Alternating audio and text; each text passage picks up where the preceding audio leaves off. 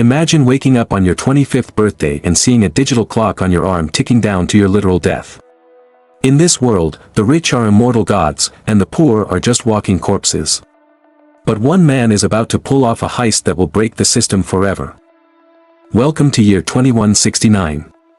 Aging stops at 25, but that's when the real nightmare begins.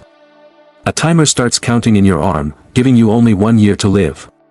Want more? You'd better work, steal, or kill for every second. We're following Will Salas, a guy from the ghetto who's about to turn the world's most expensive clock into a ticking time bomb. Will lives in the time zones, specifically the ghetto, where life is very hard. He lives with his mom, Rachel. They're so broke they're basically vibrating. Will has a good soul, though. He gives some of his precious time to a girl named Maya. Meanwhile, at the factory where he and his buddy Borrell work, the bosses keep raising prices. It's a classic move, keep the poor desperate so they don't look up. Wait, look at the floor. Yeah, those are people who timed out. In this neighborhood, the sidewalk is just a graveyard with better lighting. One night at a bar, Will meets Henry, a rich guy with a century on his arm. Henry is basically a walking cheat code. Will warns him about the Minutemen, a gang led by Fortis that specializes in time robbing. Fortis shows up and demands a time fight. Henry, who's clearly tired of living, almost gives in. But Will? He's got that dog in him. He knocks out a guard, grabs Henry, and they hide in a warehouse. Henry drops a truth bomb: for a few to be immortal, many must die. It's a rigged game. In the morning, Henry pulls a heartbreaking move. He gives all his time to Will while he's sleeping and then goes to the bridge to time out. Will wakes up to a message: "Don't waste my time." He runs to Borrell and gives him a decade. 10 years for 10 years of friendship. That's legendary. But then, tragedy strikes. Will goes to meet his mom at the bus stop to give her some time. But the bus fare just doubled, from 1 hour to 2. Rachel doesn't have much time left. She has to run. Will runs. They're reaching for each other, fingers inches apart, and she times out. She dies in his arms because of a 60-minute price hike. If you think your internet provider is bad, imagine them charging you 3 days of life for a late fee. Now, Will is out for blood. He fakes being a rich guy, pays the massive tolls, and enters New Greenwich. This place is so rich, people move slowly because they aren't afraid of dying. He meets Sylvia, the daughter of a time tycoon named Weiss. At a poker game, Will bets everything, his whole life, against Weiss. He wins. Talk about having nerves of steel and a genius IQ brain. He takes Sylvia skinny dipping to show her what living actually feels like.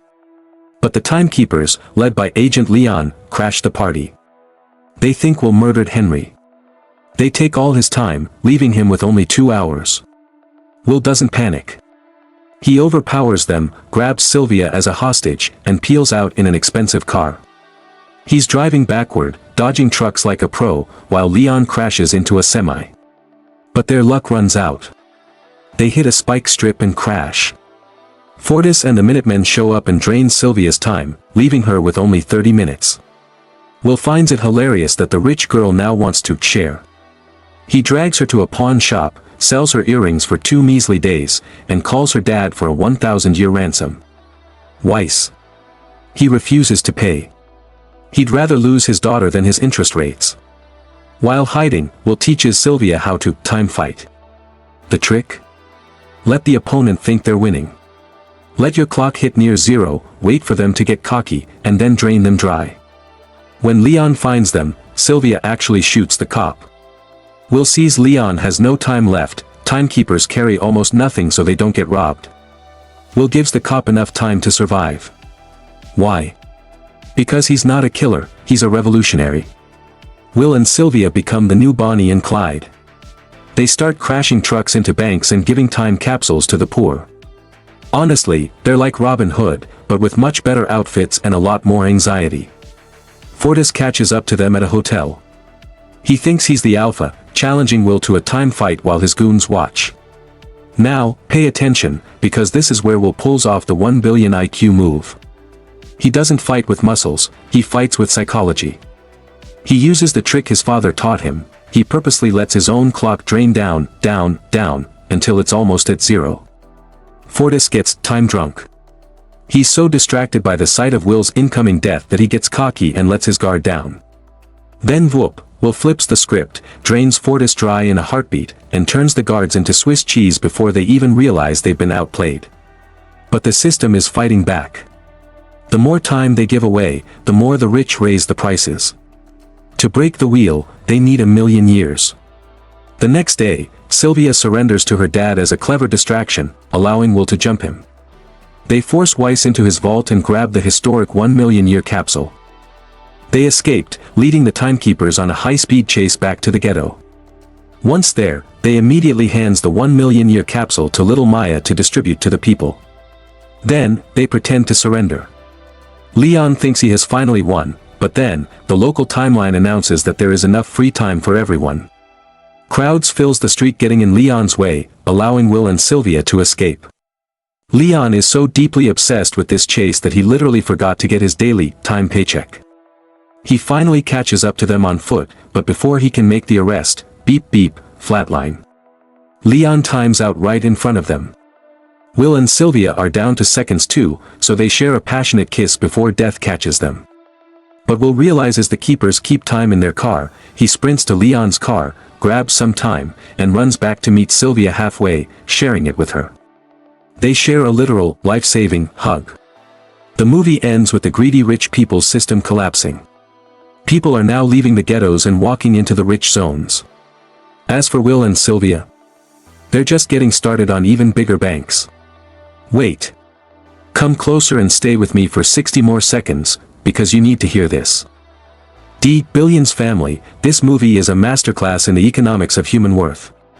While the rich in New Greenwich were busy hoarding centuries they didn't use, people like Will's mom were dying over a 60-minute bus fare. But here is the detail most people missed.